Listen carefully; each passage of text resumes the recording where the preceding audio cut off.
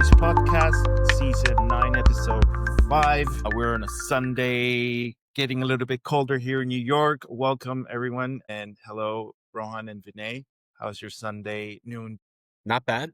Also chilly here. Returned from my trip to India. So I know that we've been away for several episodes since that recording. I'll speak to that in a second. But Vinay, how are you? Can't complain. I'm in Phoenix, so it's warm where I am. But, they always say that the best podcasting comes from discussion of the weather. I'm glad we kicked off with that. So quick report on my flights to India. So I flew Air Canada on the way there from Chicago to Delhi via Toronto. The good things about that flight were the connection in Toronto was really smooth. Flights arrived early, and so it was probably the fastest time from deplaning in Delhi to my house in Delhi, like less than an hour and a half, which is record. However, it's a really long flight in the back, and so I have to say that there might have also been a difference between taking the 787 nonstop from America versus the 777. The 777 just felt older and I felt a little bit more tired. So let's just say that that was okay. Then within India, I flew Air India on a few flights, barring a couple of nearly anarchistic kind of styles storming the cockpit because we're 4 hour delayed from a couple passengers. The Air India in-flight app was really good. The product is much better domestically, especially if you fly in an old Vistara aircraft. And then on my return journey, I flew Etihad, my first time on the A350-1000. That was nice. The Abu Dhabi airport is very smooth, and the Etihad lounge in Abu Dhabi, the main one that you can go to before you go do your pre-border clearance, is also a nice amenity to have. And I felt that overall, the one complaint about Etihad is that they didn't have much food for business class. Like, they didn't stock as many of the dishes for the all you can dine on demand kind of thing. So like out of like the 7 or 8 main dishes that they listed, halfway through the flight, they were already out of like half of them. So my recommendation is to pre-order your meal or order it early on in the flight so that if you sleep and you want it later, you won't have to like contend with that. They might be out of that dish. Otherwise, though, I think that out of the big 3, Middle East Airlines, Qatar, Etihad, and Emirates that I've flown on, Etihad was one of the better ones. So overall, good trip. Made it back one piece. Can't say that I had any complaints. I loved my time out there for my annual India visits, and this was a new way to go. Great. Interesting. Yeah, Air Canada is pretty interesting. I've only ever flown them in business, but I've done that exact sort of leg to India, once from Montreal, once to Montreal, and once from Toronto. And I know Air Canada has sort of a rep of being better, quote unquote, than the U.S. carriers, but I didn't really see that much of a difference, truthfully. I think they're all kind of the same, right? Like to me, the world has sort of like Asian carriers and Middle Eastern carriers, and they're kind of in like one tier by themselves. And then honestly, the European carriers and the American carriers are kind of in like that next tier.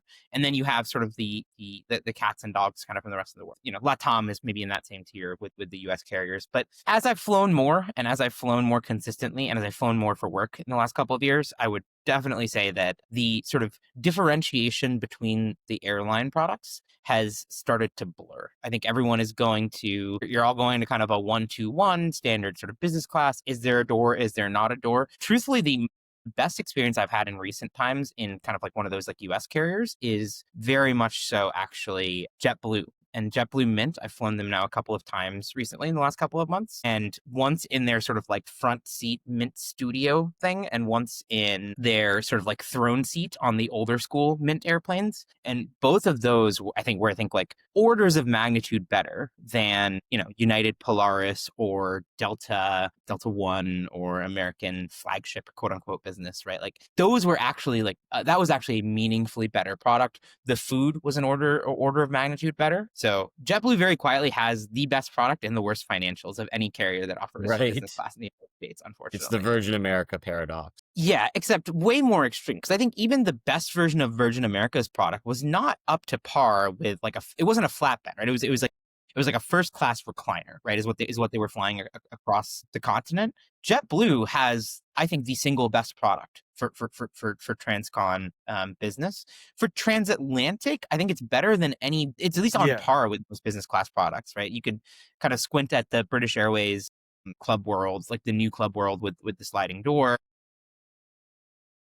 When did Mint come out? Like, there was a lot of hoopla. I mean, we did a few trip reports, and the product was amazing. Like, the reviews were. I want to say like 2017, maybe. Really? Not even. No. 2014. The first Mint flight was in 2014. Okay. It's close to a decade old at this point. Yeah, the product still holds up. Even on the older aircraft, the product still definitely holds up. It's unfortunate. They can't actually justify the premium for it. I think part of that is a function of where their hubs are. Part of that is corporate travel. I mean, we've broken down JetBlue's pain in previous episodes, so we don't need to rehash it here. Yeah. It's always interesting, right? Like this year, I've flown JetBlue a couple more times than I normally would have in previous years, and yeah, no, JetBlue is the real deal. Awesome. So for today's episode, I think we're going to be talking through just kind of a potpourri catch up, right? Since it's been a few weeks since our last episode, to put it mildly. I think we're going to talk about the upcoming Dubai Airshow. We're recording this on Sunday, November 16th. Talk about some of the recent chaos around flying and the FAA and mandated cancellations. I think we're going to contend with Scott Kirby's claim that United is the greatest airline in the history of the world. Definitely have some thoughts on that as a long-suffering, some might say, United flyer. And then we're going to wrap things up by talking about the plans for Beyond America, a new all-premium, all-business class airline that ostensibly is going to operate within the continental United States. Good luck to them. Well, yeah, we'll definitely get into it. First things first, the Dubai Airshow is coming up this week. Helwing, I believe we're going to have a team on the ground from Airways covering the Airshow. Yes, 2 correspondents and I think 2 photographers as well. Maybe more. Yeah, it's basically, I think more than 300 commercial aircraft orders are expected there. So I know there were already a few mentioned. Boeing just came out with a slew of releases like a week before, last week actually. So that was interesting. But yeah, a lot of major Gulf airlines are, Fly Dubai, Emirates, and Etihad. We're going to talk about them.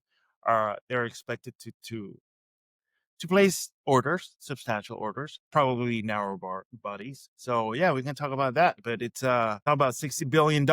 I think we're also going to see, we can discuss the A3. Maybe those are going to replace the older 777-300s. So yeah, there's a lot to talk about, and we can even do a little sort of predictions at the end of the show. Yeah, absolutely. So I mean, there's a couple of orders that you've called out that have already been quote unquote leaked, I guess. There's Emirates is in talks to order A350-1000s, at least 30 of them, according to some reporting from Bloomberg and other sources. Etihad is in talks to add the A330neo as well as additional A350s. And then Boeing apparently is in the lead, according, again, this is all sort of airshow reporting, to get, 200 plus sort of orders for the MAX from Fly Dubai. So yeah, I'm curious if you have thoughts, Rohan, Helwing, on any of those 3 orders. Maybe we start with Emirates, right? Since they are the behemoth, and I think recently crowned maybe the most profitable airline in the world, if I'm not mistaken. Yeah. I think that the A350-1000s will be replacement for some of their older 777s that they have in the fleet. Mostly the 777 like 300s, ERs, or the 777-200 LRs that they have. I don't have the current quantity that's in there. That aircraft, though, will fit nicely into their fleet plan for, all intents and purposes. They have a lot of aircraft that are suitable for the A380. They're operating over 100 A380s at this time. They're the biggest operator of the A380.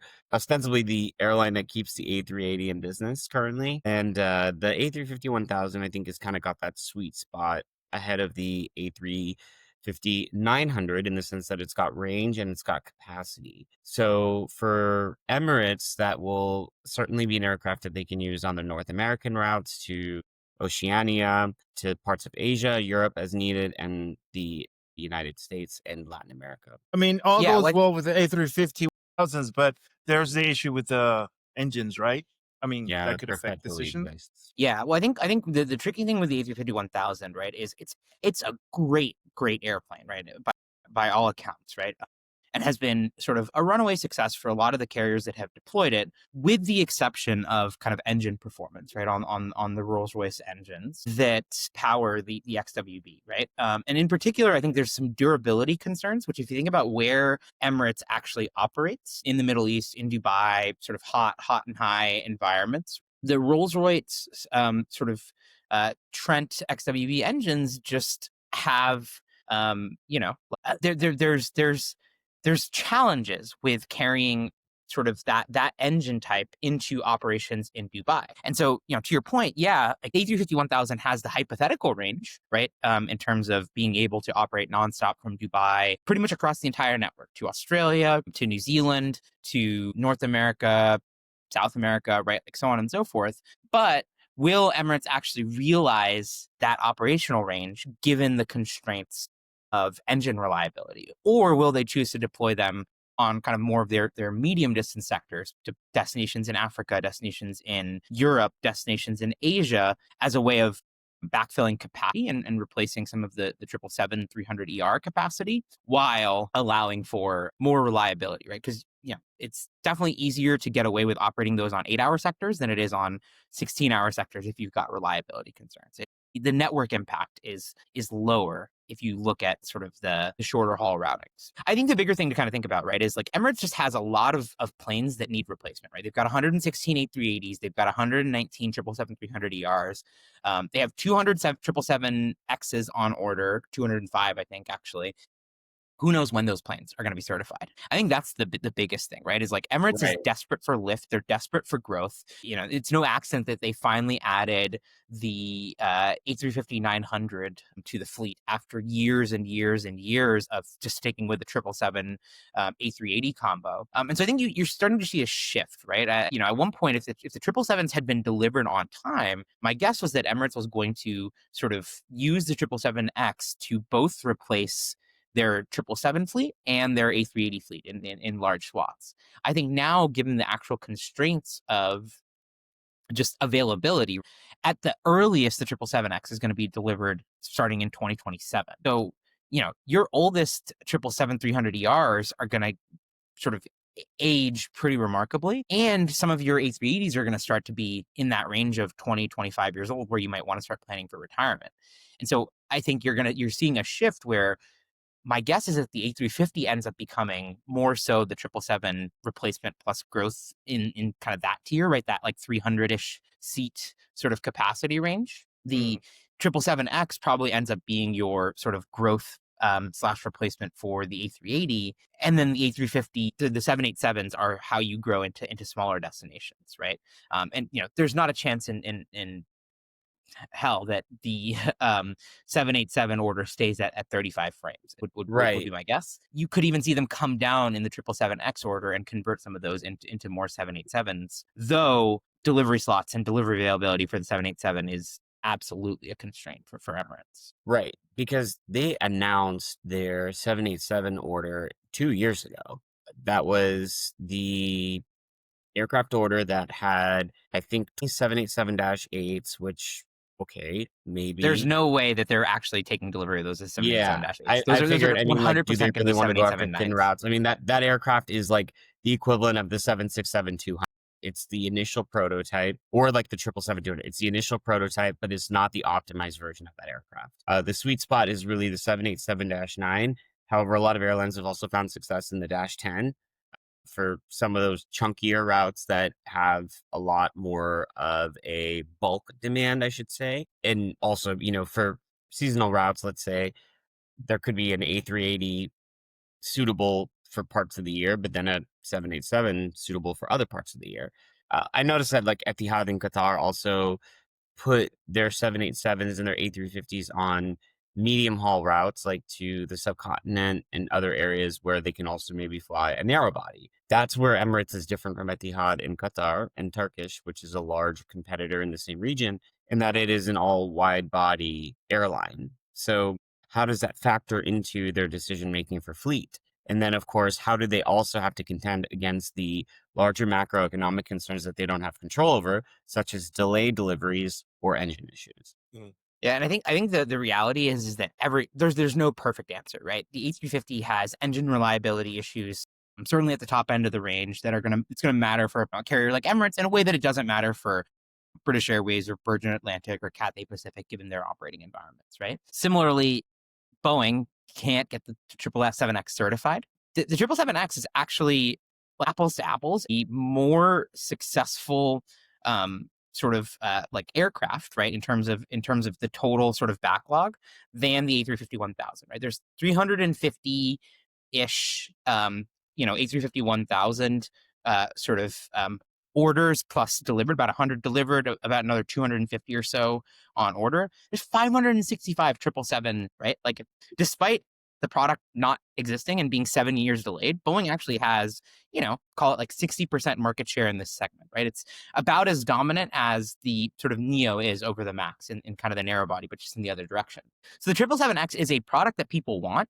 Boeing just can't get its act together to deliver the thing, right? And so you're starting to see more and more airlines kind of decide, like, hey, we have to just bring some A350-1000s on property because we need lift at the top end of our sort of capacity range, and we're not getting it from just Boeing, or frankly, we're not getting it from just Airbus as well, because Airbus's supply chain, especially on the wide body side, is far from perfect in its own right. I think one thing that's kind of interesting to think about is the broader context of just how well Emirates is doing, right?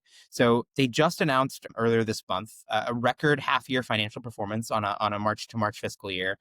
They made $3 billion of profit, sort of a pre-tax profit of $3 billion, record revenues of just under 18 billion US dollars. And so Emirates is like really, really, really killing it in terms of their underlying operation and business model. They just can't get enough planes to actually grow and expand the way that I think they would like. And while we're on that topic, interesting to compare Emirates to Etihad because they both serve the same country. And while they see themselves as different airlines and with different operating models, the reality is that Etihad has been back in growth mode. They've added a lot of destinations in North America, also some surgical adds across the Middle East and to Southeast Asia. Like, for example, they've added Phnom Penh, they've added Peshawar, and they've added Atlanta. Charlotte is coming online soon. They've grown in Europe. Africa, I'm not quite as sure. And I know that in Australia, they might be running into some limitations with available authorities for air rights. That being said, the Etihad resurgence that's taken place over the last 5 years has been pretty strong and impressive. They have not only also achieved profitability, but from a revenue perspective, they're up there with Air France KLM. So that is something that Emirates has to contend with. And so, of course, the pressure for that growth and for that largesse of being and sustaining what Emirates is mega. So naturally, you're going to see not only Etihad and Emirates as the stars of the shows like they were in 2023. I think that year Ethiopian was also a pretty big one. You're also just going to see that as things in the Middle East are shifting, there's a very big push towards stable countries continuing on their stability and also being an anchor for the region.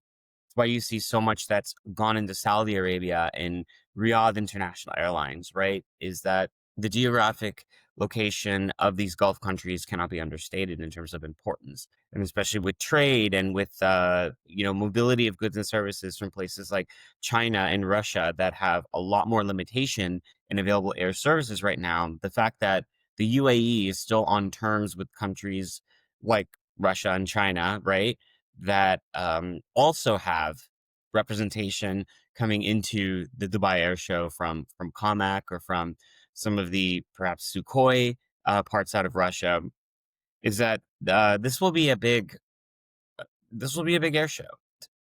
It's interesting that you say that because the A350 freighter is gaining traction in the Middle East and Asia. There are some airlines that are switching A350-1000 orders for freighters. Like, I don't know if it's Korean Air or someone, but I guess that's part of that growth. I don't know if it's the same engine issues or whatever, but yeah, Yeah, I mean, I think it's actually downstream of Boeing can't deliver the 777X, right? Like the 777X is the sort of like default freighter, right? It has the best sort of capacity, the best sort of operating cost in that sort of space just because it's a bigger plane.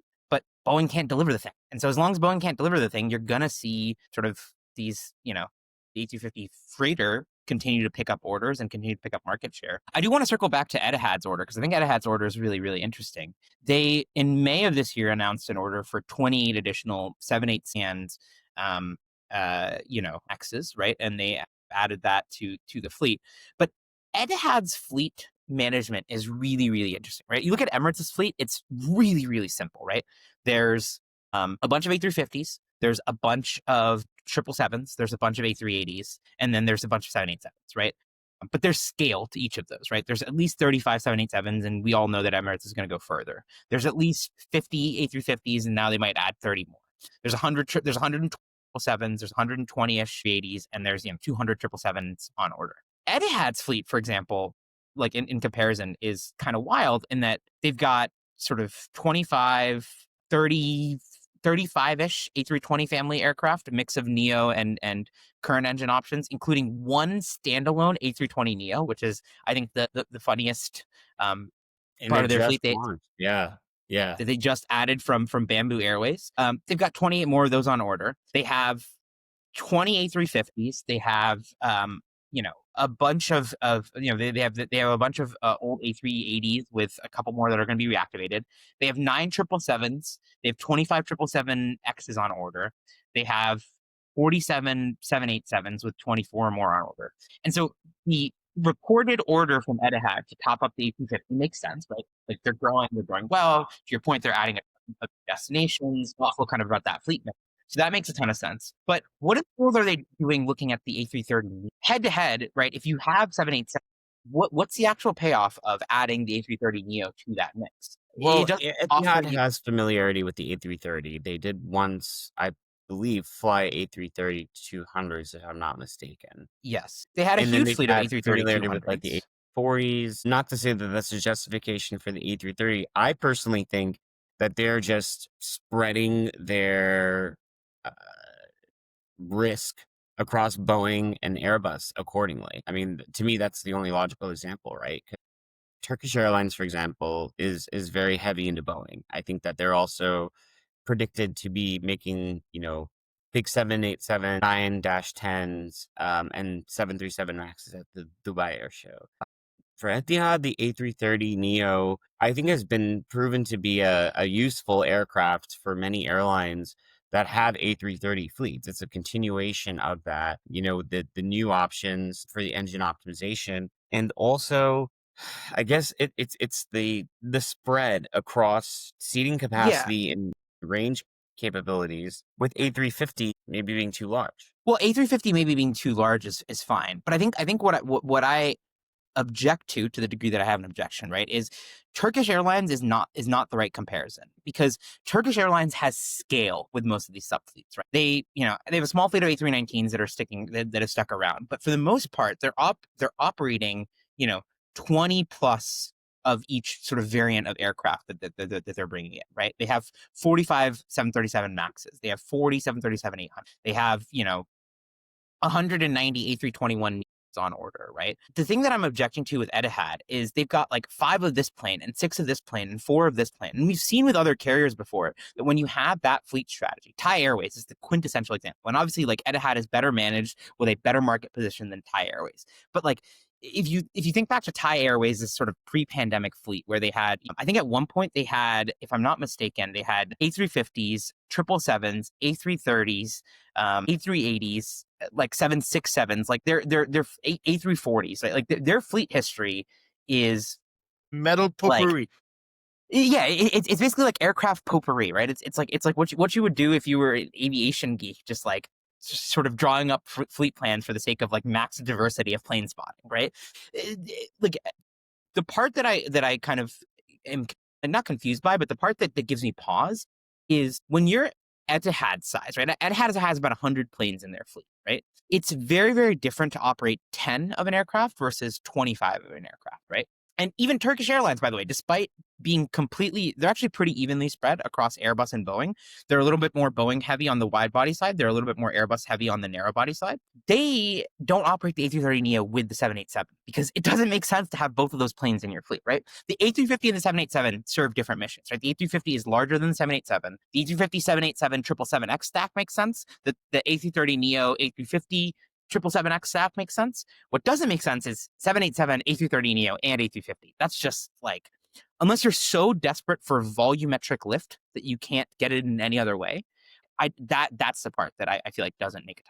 Maybe the last one that we should cover from the Dubai Airshow side is Fly Dubai. So they're looking at potentially adding 200 737 MAXs to an existing fleet that already has a bunch of 737 MAXs in the fleet, right? So they currently operate 95 737s, 68 of the MAX, 27 of the 737-800, 737NG. They already have 118 737 Maxes on order, and now they're going to top that up with another 200. And I think one of the things that's interesting, right, is Fly Dubai does try to maintain a pretty light fleet. They're a little closer to kind of like the Indigos of the world, where they're not going to operate a 737 for 20 years. So some of those 200 planes hypothetically will be for replacement, kind of one-to-one replacement of existing Maxes in their fleet, but that's still huge growth if you pair it with all the planes that Emirates has on order contemplated for Fly Dubai. Yeah, Fly Dubai is interesting. I don't really give them the attention I give some of the other airlines in the region. However, I feel like that ought to change because, there's interesting movements within some of these smaller regional feeder airlines within the Middle East, like Air Arabia and Dubai, among others. And so for them, I think that the spread between Boeing only aircraft versus Airbus and Boeing, and being able to just kind of invest in the more consistent delivery pipeline of the Airbus aircraft. I think that plays a big role, but there is a little bit of a hamper that also exists there. Another thing that I touched upon briefly from the upcoming air show are some of the other countries featured, like Russia and China, as I mentioned, with Comac and with Sukhoi. So, Helwing, what is the team's prediction on how those will go, if there's anything that they share? The Comac and the Sukhoi are making, their high profile debuting at Dubai Airshow. So yeah, I mean, the Comac is appearing for the first time in the Middle East. So they are going to have static and flying displays. I'm sure we're going to cover that as we always do, but you're going to have buyers beyond China, maybe Africa, South Asia, maybe the Middle East, maybe, I don't know. C919 is cost effective. It's like an alternative, as we all know, to the Airbus A320neo. I don't know what you guys think about that. Will they have any traction? It's tough to say. If there was one country that I would say that could be potentially interested in partnering with them that has, standing ties to them, that would be India. However, we're not seeing any predictions of India making blockbuster orders. I mean, Air India has so many out, and the Tata Group has so many out, as well as Indigo. So, and we're not historically haven't seen, Indian Airlines use Russian carriers and for China, this is kind of one of the first iterations that they have of that aircraft. However, I think that also maybe ties into another thing that is being spoken about, which is AI. And how AI is obviously going to be that buzzword that they use in this upcoming air show. So I've jumped on the AI bandwagon, and I think we've had an episode before where we talked about generative AI. The AI component, though, that again is globally potentially represented across here, and not just one that is, Western centric. What themes will that be brought? And AI in the airline industry has been around for a long time when it comes to, data driven decisions and operations and commercial planning, among other things. With regards to what aircraft manufacturers are going to be speaking to on AI remains to be seen. Right. And if it is one of those things where, just kind of like how sustainability was or has been in the past, maybe a little bit less so than other years, how much that has to be part of the rhetoric for corporate social responsibility purposes, or trying to trying to state whether they are or they're not like technically relevant or staying ahead or staying on top of trends, which sure, go trendy as much as you can. That doesn't change the fact that your 777X program has been a laughing stock for all intents and purposes, right? With its Well, we just delay. talked about all the different orders that are being placed for A350s because the 777X has been kind of a laughing Right. stock. I mean, right? it's crazy that like in early 2020, I remember having Chris Sloan on this podcast who had gone to Seattle to see the first, I think, test flight, which in and of itself got delayed or canceled 3 times due to weather. And I feel like there's no material difference between us recording in nearly December 2025, nearly 6 years later, and where that program was in early 2020. I mean, Boeing's going to do, like, if they say anything, AI is going to be predictive maintenance, which is a touchy subject, the whole maintenance and MROs, but I mean, you the know, thing is there is a lot of scope of potential for generative AI to meaningfully move the needle across the aircraft supply chain, right? If you think about sort of aviation, there's a lot of sort of human operation that gets stitched together, right? Think about so predictive maintenance, that's just like one piece of the puzzle in terms of forecasting maintenance demand. But think of everything from sort of regulatory compliance to documentation to how sort of parts get allocated and orders get placed, right? There is a lot of potential there. I don't think that Boeing is in any way sort of competent enough to actually capture and realize that value.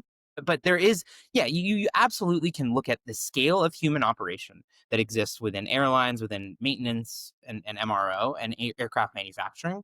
And there's tons of ways in which you could, conceptually use generative AI to transform the efficiency of that, the scale of that, the capabilities of that. Do I think Boeing will be able to execute on any of it? No, but that's neither here nor there. I mean, airports are looking into, I know that London Heathrow has and we'll talk about ATC, right? Given all the chaos that has happened with the shutdown and then, controllers not showing up for whatever reason. So, but yeah, in terms of, in terms of manufacturers, maintenance, that's the only thing I see there. Airports, maybe, the passenger journey. Well, I think customer service is the low-hanging fruit, right? On the airline and airport side of the house, right? There's so many things you could do to improve customer service, but again, the problem there is the quality of and the structure of the underlying data and systems, right? Rohan, you've spent a lot of time on that side of the house. Like hypothetically, there's tons of value to be unlocked in just being able to provide instantaneous, on-the-spot customer service. But how do you actually link sort of frontline customer service to the end-to-end ability to take action? Because I think a lot of people have frustration with sort of AI customer service because it's a pre-programmed logical robot tree that can't do anything for you. You can unblock that, but in order to do that, you actually have to have AI agents have the ability to go into the bookings engine and rebook a passenger or make adjustments, right? And so that's where some of the complexity lies. I think that actually is a good opportunity to pivot into the recent round of immense chaos that we saw with air traffic control and with the FAA. So obviously, as part of the overarching government shutdown that now has thankfully come to a close, aviation and U.S. aviation was very much in the crosshairs. It does seem like sort of air travel chaos was used by the administration as a point of leverage and as a bargaining chip to try and get the shutdown resolved. We obviously had the pre-programmed sort of flight cuts program that was announced earlier this month and was at one point contemplated to scale up to about 10% of U.S. air travel departures. And here's the thing, right? Like, set aside your feelings about the current administration and their politics and their management. Just from a pure game theory perspective, it was shrewd, right? It's like the only honest way to react to it, right? Like, if you think about the notion of, we have Thanksgiving coming up, which is one of the busiest travel periods and travel weeks of the year, right? The notion of an air travel system that was ensnarled by chaos over Thanksgiving, that's a pretty clarifying and pretty motivating driver to get people off their rear end to actually reopen the government. Now, this is in no way taking a position on sort of the administration or their opposition or their politics or morality or any of that. Just purely from a game theory, sort of third-party analysis perspective, it was honestly pretty smart. Now, it does nothing to paper over the underlying pain that exists within U.S. air travel infrastructure and ATC. We've talked before, in this season about the underinvestment the lack of staffing, the absolute idiocy of the management structure that's been put in place against sort of the against air traffic control. We've talked about all the drivers that sit behind that.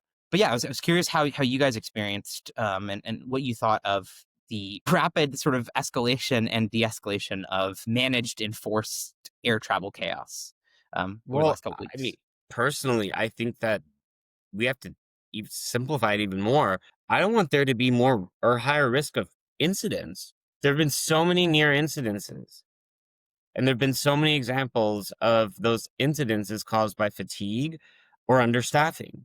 I mean, we started off the year with one of the first major fatal crashes happening in the US from a helicopter and Mitsubishi CRJ. So, whatever your politics are, don't be an idiot. Don't be a fool and play with fire when we have all the technical capabilities and the knowledge that we have, at least in the United States, to be able to circumvent this problem.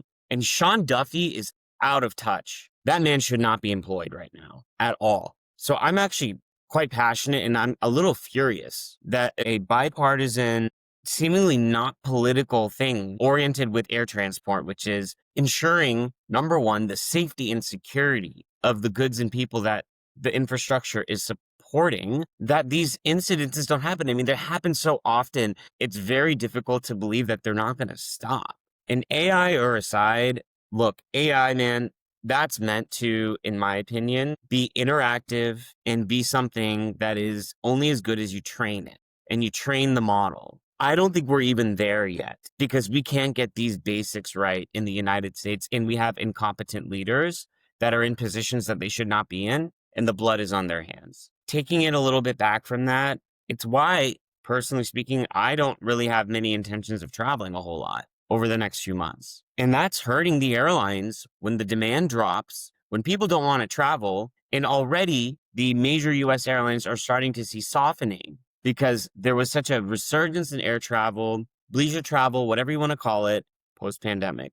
Year-over-year comparisons, it's getting tougher for them to be able to justify a lot of the massive growth that they've had because, for example, airlines are posting or readjusting their forecasts because of that softening demand, the increased costs of living, and other elements that ultimately sack travel expenditures in American households. So it's a self-inflicting wound. I mean, not just, putting aside the idea that maybe you're using a crisis to, open government or something. You have then two sides, right? You have the shrewd, like government being shrewd, and then you have the more skeptic side, which I see obviously both of you kind of leaning into Well, because I'm not disagreeing with Rohan's underlying sort of claim that this is an issue that needs to get tackled, right? I think I just have a more Right. cynical view is actually is maybe the better way Right. to think of it, right? Like You're more cynical than I am.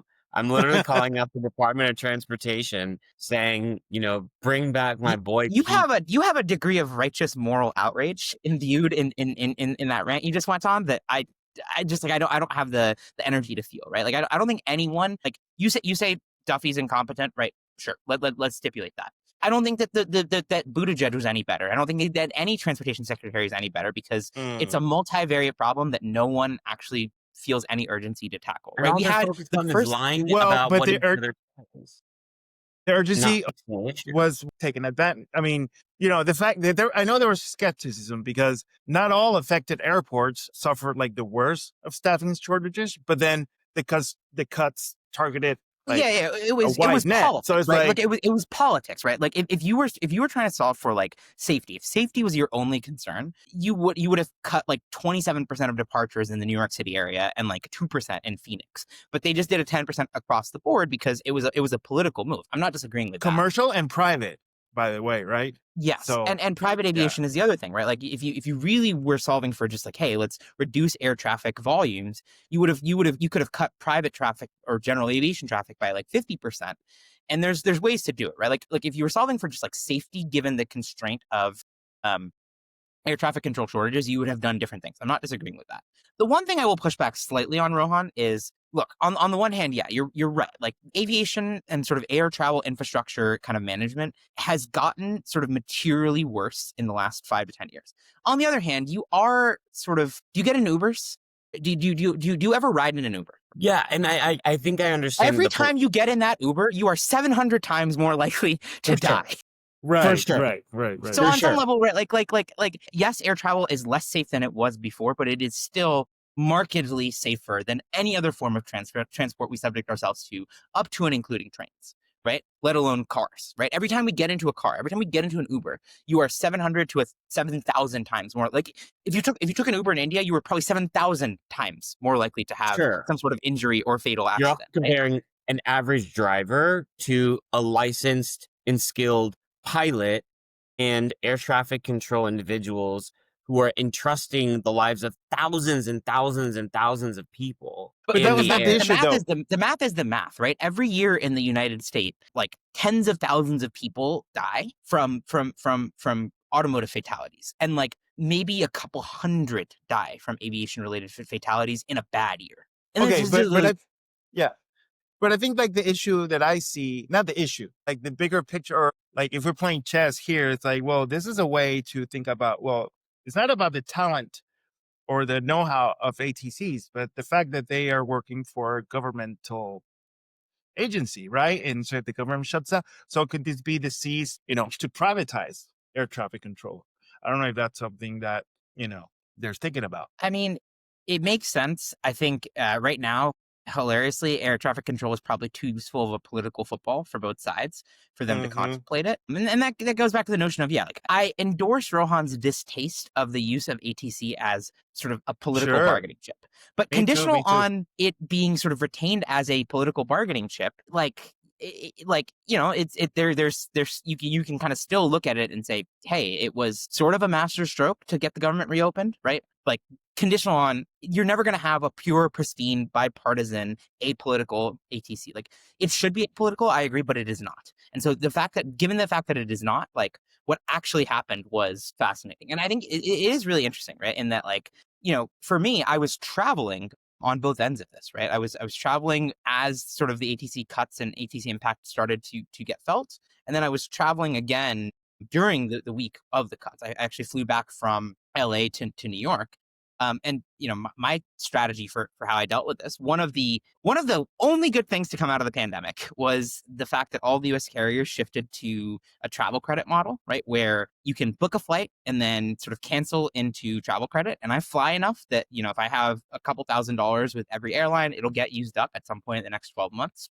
And so I basically was like, I was booking travel for myself and my girlfriend. And I was like, you know what? I'm just going to book. I had at one point flights booked on United, American, Delta, and JetBlue on 2 separate days from both, from LA to New York, right? On, I think it was like Wednesday and Thursday of last week. And we ended up taking a Delta flight. But like on some level, right? Like you just kind of, like you can be angry about the chaos, or you can kind of just like deal with it. And my approach is I may as well deal with it, because I'd rather. So I think we've beat the dead horse there on the FAA chaos. To switch to something while we're lighter, talking about making America great again, we might Yeah. as well talk about our boy Scott Kirby.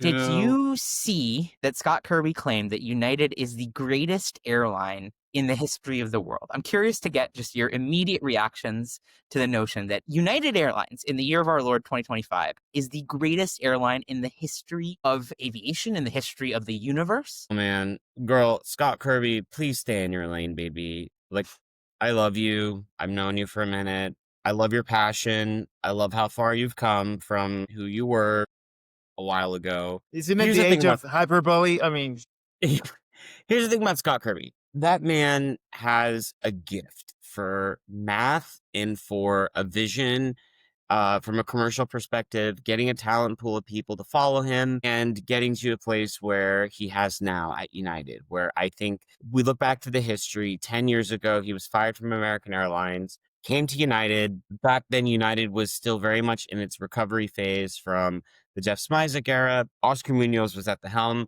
Oscar was I can, present he's knowledge cool, and right? history of knowing and being part of this airline. However, like I've turned around companies that involve rail. right? And so that, is a quasi outsider, not really. But Scott was brought in to actually fix the operation, fix the commercial plan, get United to actually start firing on the cylinders that it was sitting on, but underutilizing. And I believe that United has come so far in terms of, being number 3 or number 4 out of the big 4 US airlines, and then making its way where it's just behind Delta. And it is true that there has been an inflection point between where American was 10 years ago and United, and now where United is and American is trying to have to start from to catch up.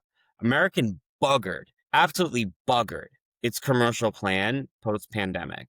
We know Vasu Raja was fired in 2024, and he made some pretty grave commercial mistakes, firing their sales teams, backing away from certain hubs, retiring aircraft early, but American has a really high debt that they, are continuing to have to contend with. So United has gotten not only a better operation culture minus the flight attendant contractors, that's saying they're just their labor relations and their customer engagement is just so much stronger. And United also, just as a brand and as a lifestyle brand, if you are a frequent flyer, you'll notice their app is very rich. Their ability to invest in technology has been really good in terms of powering them to be nimble and to be agile. Their product is a work in progress. I mean, people really like certain features of their business class, minus the catering and the Polaris lounges. So I think that, yes, United is strong, but it's really, really, I don't think it's a good look when you have this issue still outstanding with the flight attendants in the contract. And then you go, and I know that Scott Kirby's a veteran. Thanks you for your service. You make these big sweeping statements. It's not quite as bad as Doug Parker saying American Airlines will never lose money again. Put your foot in your mouth. I still think, though, that hubris in this airline industry is not always the most forgiving. And we've seen a lot of the US airlines in particular, some of these, just bless their hearts, older white men stepping on rakes.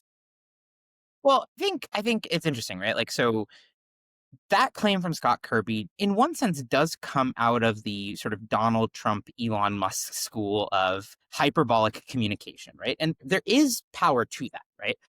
You go out and you make that claim, and I think, like, on the margins, it can fire up the troops. And it's the kind of thing that is going to definitely generate a lot of buzz, regardless of whether it's true or not. Now, you can sort of look at the underlying airline that sits underneath that bluster and hyperbole and say, that's ridiculous, right? We just talked about how Emirates has record profitability, has built sort of a globe-spanning, globe-conquering airline that sort of has probably 100x the global impact that United does, if you're sort of being uncharitable to United for a second. And, I think part of it is that, like, Scott Kirby has genuinely come in and transformed United. To your point, 10 years ago, you had Delta, and then you had United and American, and they were both lagging well behind, right, in the Smizik era for United.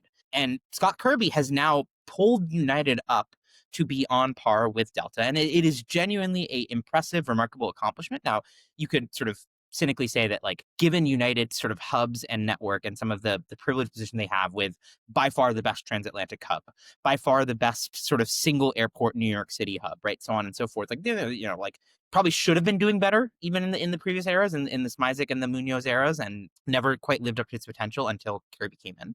But the claim that United is the best airline in history is laughable, right?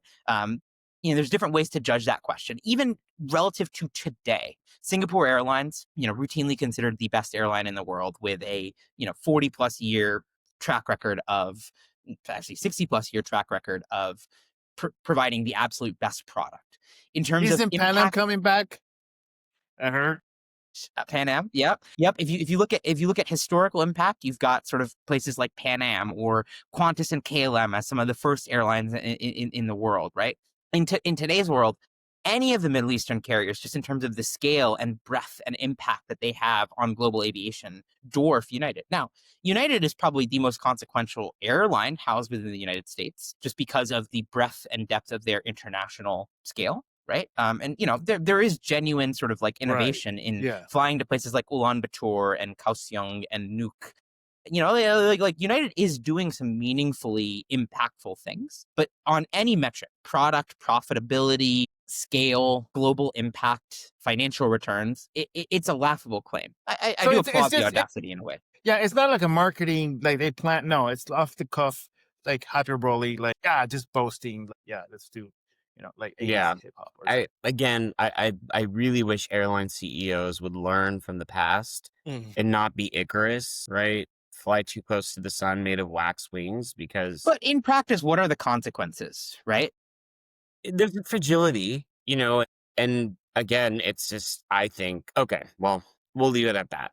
It's better to be the epic CEO that With real people numbers. remember, rather than the one that was epic but then disgraced, like Alan Joyce or Yeah, but I or don't think Alan Baker. Joyce is in the same category, right? In that, like, No, Kirby's underlying management of United and the underlying business that he is building with United is strong. I think it's closer to Bob Crandall is probably the better analogy, right? In that he's building a strong airline and he's going to say a lot of stuff and it's going to be impactful, right? Like Bob Crandall, Frank Lorenzo. In the analogy here, right? Like Scott Kirby is Bob Crandall sure. and Doug Parker is Frank Lorenzo, if you're thinking about kind of the aviation history implications. Or Michael O'Leary. Michael O'Leary makes provocative. So I don't object to the behavioral pattern if you've got the underlying business to back it up. For the moment, Scott Kirby has the underlying business to back it up, and I don't think there's any real impact. I just think it's a hilariously laughable claim that deserves to be I still think that Scott Kirby needs made to fun of. start focusing on his drag career more, though. Like all of his haters like to say that his drag career is more important to him than running an airline. I don't know. Whenever I see Stacia Kirby going down a runway voguing, that will be Okay, the one thing I will say about United's product, right, is like once they have Starlink on every plane, I do think people underrate just how impactful that is going to be. Like I finally experienced it when I was flying back from Nashville a few weeks ago on an E175. And, historically, right, E175, really annoying plane to get on. The Wi-Fi sucks. Seat is worse. Experience is worse. The plane is smaller, right? That was one of the most productive flights I've ever taken in my entire life because I had Starlink. And I think that, like, once you get to a point where Starlink is available on the vast majority of mainline planes, that is going to be hugely transformative. And I think you could see meaningful shifts in business travel sort of share in the airports where they can win competitors over, right? Like obviously, it's not going to change flying patterns out of Detroit or Charlotte or Atlanta, but in the New York City area, in the Chicagoland area, in LA, like I could see the fact that especially they've if got it's gate to Starlink gate. Especially if it's gate to gate. Yeah, gate to gate. That is, Starlink was kind of life changing, actually, in a way. kind of like what? Kind of life changing in a way, right? Like Yeah. having 100 megabit Wi-Fi speeds, like basically as good as on the ground or in the office Wi-Fi speeds from gate to gate. From the moment I boarded that plane in Nashville to the moment I got off that plane in Newark, it might make me put up. I would say so far this year, right, as I've flown more and more out of New York, I've pretty consciously tried to stay away from Newark because it has been horrible in a lot of ways with the delays and everything. But if I were guaranteed to have Starlink on every single flight out of Newark, I'd probably put up with the sort of worst convenience and worst reliability just because of the productivity impact I'd get relative to flying a Delta E175 out of or CRJ 900 out of Korea. Especially if the flight from New York to Chicago, which normally should not even take more than an hour and a half, is taking 4 hours because of the ground delays that take place. Those 4 hours can constitute half of a workday for some people. And with the rise Right. of remote work, or even with business travel, sometimes people's billable hours are completed on an aircraft, which to me, the other question that I have on this is, now that a big part of Viasat is to be streaming, right? How will people be taking like meetings on planes? Will they be doing live calls on Zoom, Teams, Slack, Google, Well, I could whatever? see that completely decimating the passenger experience. I don't know if I'm a fan of that approach. And what I've also found interesting too is that the earliest providers of in-flight Wi-Fi, like GoGo, you don't hear about them anymore. They're not really involved. They're like the Napster of in-flight internet. really. And you see now that, like, with the rise of mobile technology, T-Mobile and other phone carriers are also big in terms of providing not only that connectivity, but also if you are traveling globally, like someone like I, for example, am not in India with the Indian phone. I have a US phone, and yet if I can connect to Air India or Indigo's in-flight connectivity with my US phone, and all it requires is an OTP, a one-time password, or one-time passcode, that is really effective for me because, again, I can use that connectivity and stay connected even as a US citizen traveling on a domestic flight in a different country. I also think that with the in-flight entertainment advances that have happened, you're going to see a duality too, where in the US, for example, the plan for Delta and for United is to maintain the seatback screens. So it's going to be this really nice array in which people can now stay connected in flight and use their technologies that they would use on the ground, because arguably speaking, flying, once was a lot more comfortable with less red tape around security and documentation and arriving early to the airport and finding a lot of dead time. So now, to kind of make up for that, people have the ability to at least stay connected and stay engaged. Sometimes, though, for someone like me, that's still not that enjoyable because you're confined in a space and you're not able to be mobile, and you're dependent on a pilot moving the aircraft around in order for you to not be confined in seat 12A, sitting with your knees bent for 6 hours. For sure. So I think we've gone a little long on the Dubai Airshow and the FAA chaos. So maybe we'll save the notion of beyond America and an all business class airline for our next episode. But yeah, any concluding thoughts, Rohan, on United and the greatest airline in U.S. history and world history and global history and universal history? I mean, I've said it before, I'll say it again. I'm a United elite. I love flying United out of Chicago. They are the best. And I find that it's just a smooth ride. And I know that I was a United hater a long time ago when things were not good. I then even worked for United for a little while and started to see a change and a momentum there. So I'm rooting for the airline all the way. I mean, until they give me reasons not to root for them. At the same time, sometimes they make it just so easy to make fun of them. So, Okay, so to finish off this episode, then I do want to do two things: winners and losers, and then your craziest predictions for the Dubai Air Show. But we'll get to that after a word from our sponsor. Today's episode is brought to you by Thai Airways International. Here are a few quick facts about this proud carrier.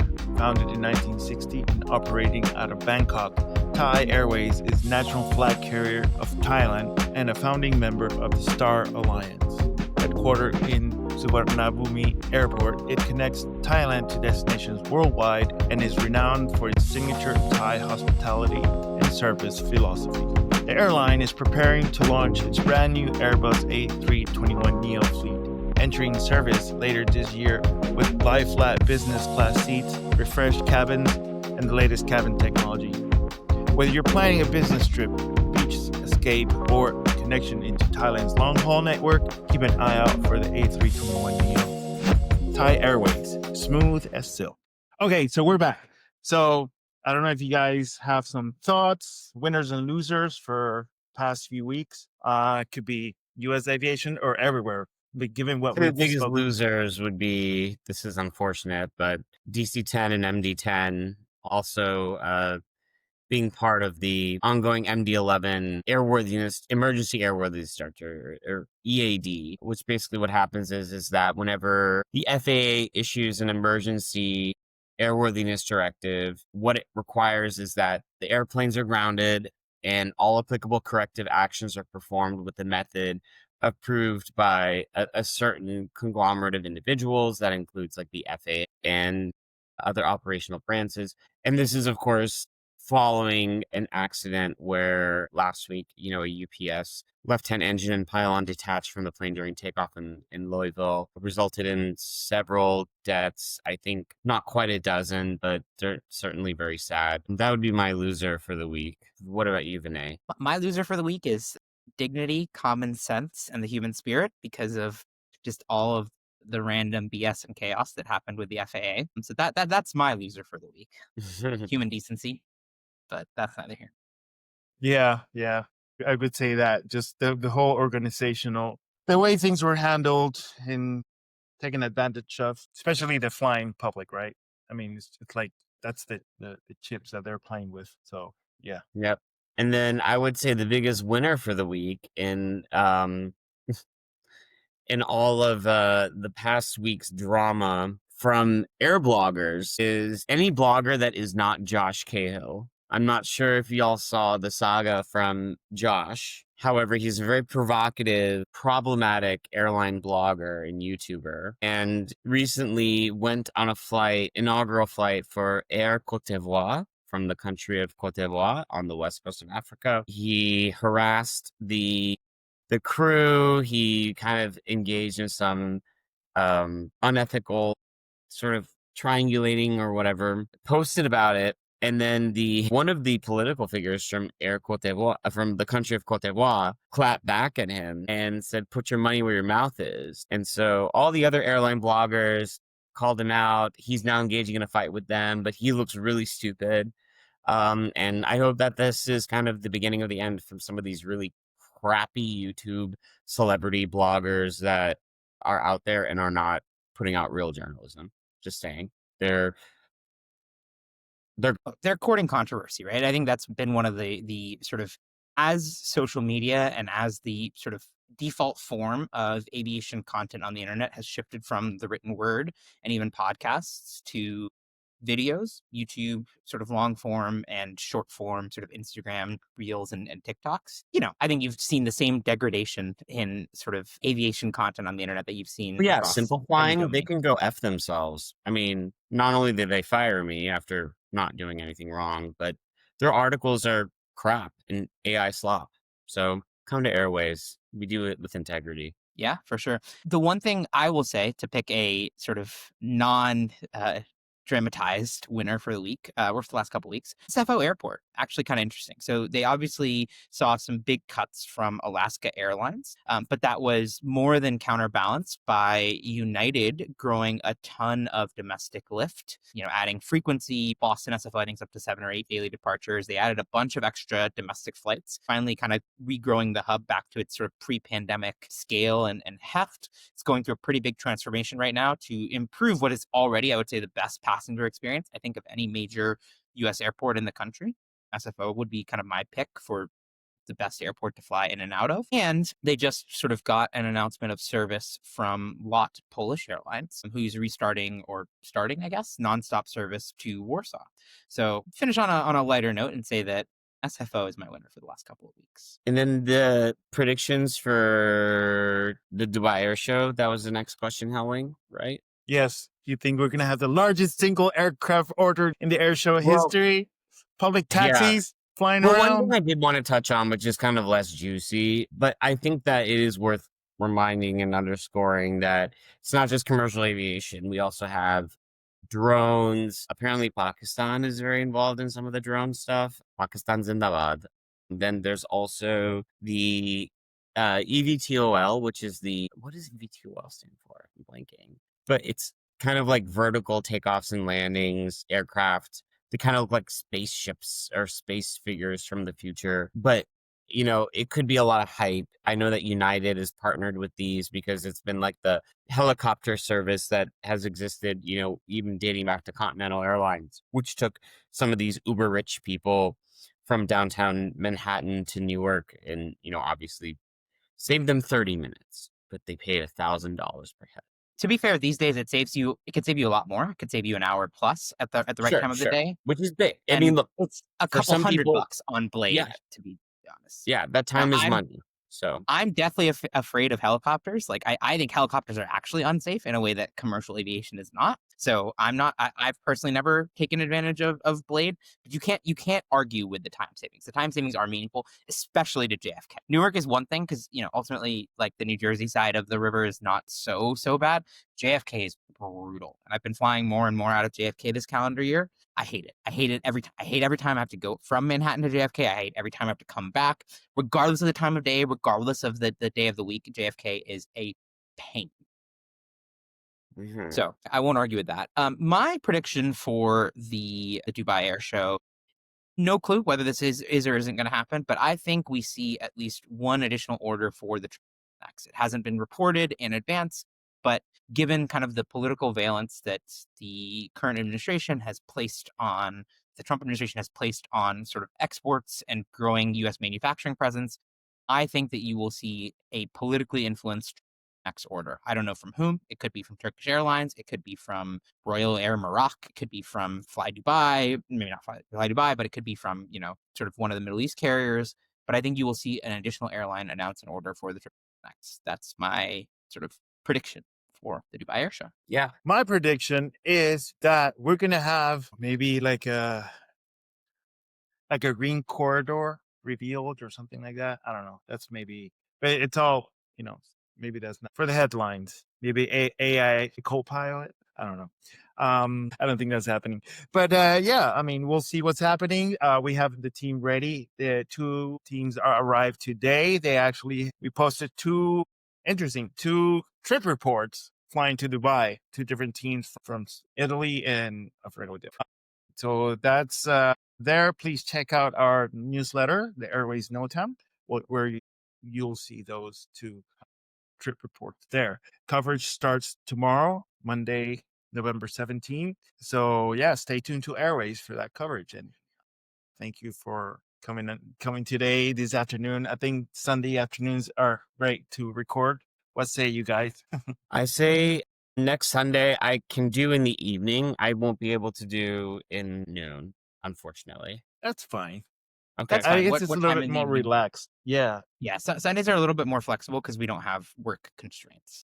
If you want to look us up, please find us on airwaysmag.com and also be sure to subscribe. Please leave us feedback. We would really appreciate anything that y'all can provide to us. It helps us spread the content that's suitable for you. And Helwing, anything I'm missing? Oh, that's it.